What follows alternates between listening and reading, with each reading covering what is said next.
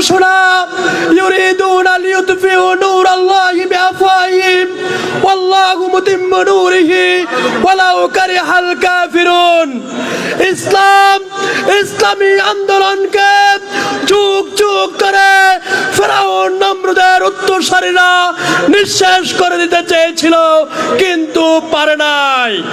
বাংলাদেশ জামায়াতে ইসলামের 11 জন কেন্দ্রীয় নেতৃবৃন্দকে হত্যা করে হাজার হাজার নেতা কর্মীকে মামলা দিয়ে হামলা দিয়ে বাংলাদেশ জামায়াতে ইসলামকে স্তব্ধ করা যায় নাই।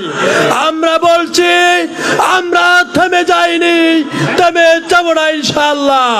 সংগ্রামী ভাইরা, আপনাদের কাছে শুধু একটা অনুরোধ রাখতে চাই, আগামীর বাংলাদেশ হবে বৈষম্যহীন বাংলাদেশ, আগামীর বাংলাদেশ হবে ইসলামের বাংলাদেশ ইনশাআল্লাহ।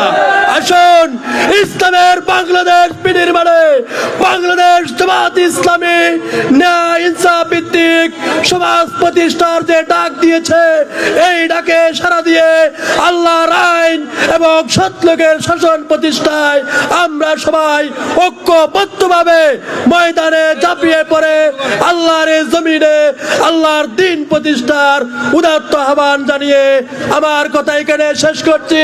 সবাইকে ধন্যবাদ। আসসালামু আলাইকুম ওয়া রাহমাতুল্লাহি ওয়া বারাকাতুহু।